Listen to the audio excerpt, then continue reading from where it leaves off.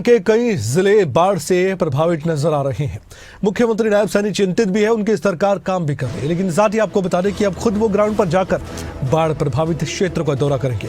आज और कल बाढ़ प्रभावित इलाकों में जाएंगे सीएम खुद और देखेंगे कि वहां पर कितना नुकसान उठाना पड़ा, लोग कितनी मुश्किलों में हैं। शाहबाद, झांसा, पिहोवा और लाडवा यहाँ पर दौरा करेंगे।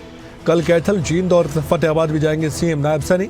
हिसार, रोहतक और सोनीपत में भी निरीक्षण करेंगे। पानीपत जिले में भी जहां जहां बाढ़ का पानी आया और इसके अलावा करनाल में भी जहां जहां बाढ़ प्रभावित इलाके हैं वहां भी निरीक्षण करते नजर आएंगे। यानी कि कई जिलों का दौरा है मुख्यमंत्री नायब सैनी का आज और कल।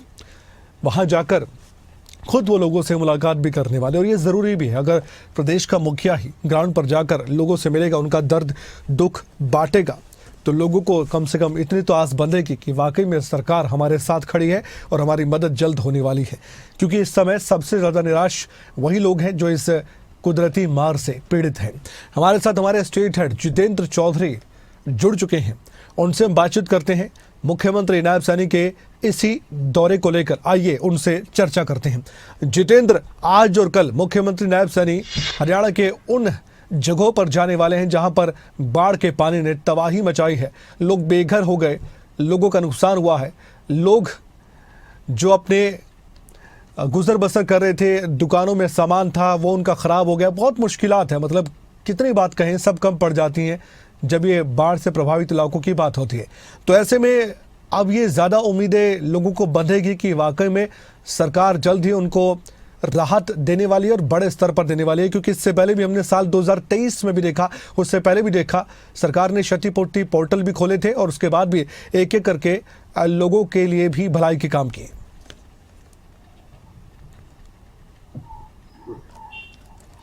देखिए, बिल्कुल कमल, और इसको लेकर के कितना नुकसान जो है वो लोगों का हुआ है और इसको देखने को लेकर के खुद मुख्यमंत्री बाय रोड जो है आज दौरा करने वाले हैं। कल भी इसी तरीके से जो दौरा है वो रहने वाला है। आज शाहबाद, झांसा, पेहोवा के और का जो दौरा है वो मुख्यमंत्री का रहना है। कल भी इसी तरीके से रोहतक, करनाल, सोनीपत और हिसार की जो बेल्ट है वहां पर मुख्यमंत्री जो है इसी प्रकार का जो दौरा है वो करते हुए नजर आएंगे। खासतौर से बाढ़ प्रभावित जो क्षेत्र है, जहां बाढ़ जैसे हालात बने हुए हैं, वहां मुख्यमंत्री लोगों के बीच में जाकर के किस प्रकार से किसानों का, व्यापारियों का, आम लोगों का जो नुकसान हुआ है, किस तरीके का जल स्तर बना हुआ है और किस प्रकार से आने वाले समय में इसको दूर किया जा सके, इन तमाम बातों को ध्यान में रखते हुए ये जो दौरा है मुख्यमंत्री का वो काफी महत्वपूर्ण रहने वाला है। जिसके अंदर जो लोगों के नुकसान को लेकर के जहां खुद जाकर के मुख्यमंत्री उनका हालचाल लेने का काम करेंगे, तो वहीं दूसरी तरफ किस प्रकार से उस नुकसान में सरकार जो है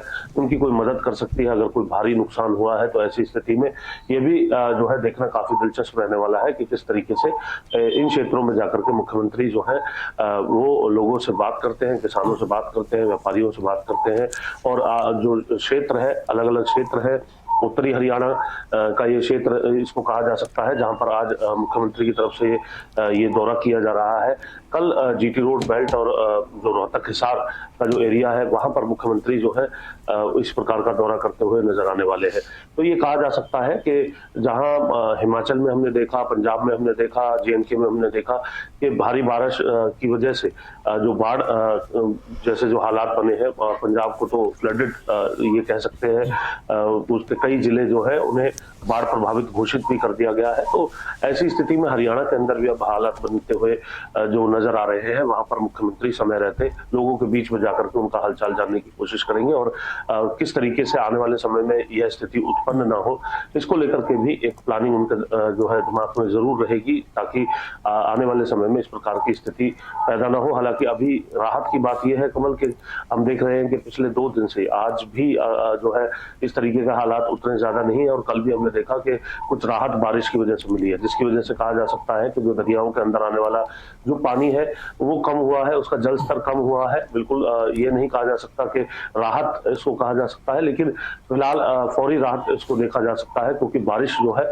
वो 2 दिन से थमती हुई नजर आ रही है। लेकिन आने वाले दिनों के अंदर अगर इसी प्रकार से उतार चढ़ाव बारिश के होते रहे तो ऐसी स्थिति में और भी अधिक गंभीर स्थिति हरियाणा के इन क्षेत्रों के अंदर हो सकती है, जहां पर खासतौर से जो ये नदियां हैं इनका प्रभाव देखने के लिए मिलता है। जो पौरुष प्रभावित एरिया को देखने को लेकर के मुख्यमंत्री ने अपना 2 दिवसीय यह दौरा हरियाणा के लिए रखा है। इस तरह के दौरे से आपको क्या लगता है, लोगों को और कितनी ज़्यादा उम्मीदें ज़्यादा हो जाती है, क्योंकि प्रदेश का मुखिया उनके बीच जाता है। एक मुख्यमंत्री के नाते हम ये भी समझ सकते हैं कि उनको भी मालूम होगा कि जो बातें हो रही हैं या प्रशासनिक अधिकारियों को, कर्मचारियों को या ग्राउंड पर प्रशासन को जो आदेश दिए गए, निर्देश दिए गए हैं, उनका कितना ज़्यादा आकलन वो कर सकते हैं, उसमें मदद मिलेगी उनको।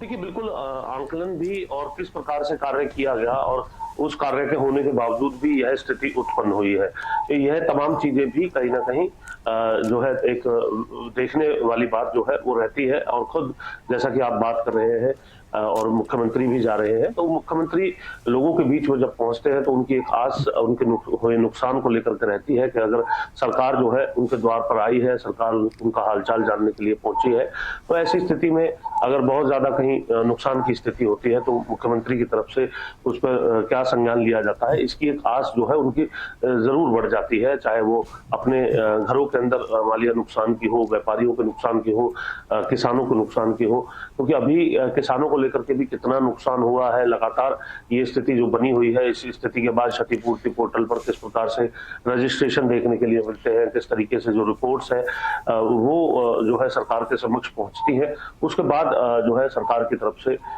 इसको लेकर के ऐलान किया जाएगा। लेकिन सभी लोग इस उम्मीद में रहते हैं कि अगर मुख्यमंत्री उनके बीच आ रहे हैं तो कोई राहत की बात जो है वहां से जरूर सामने आ सकती है। शुक्रिया जानकारी देने के लिए। इस खबर पर आपका धन्यवाद।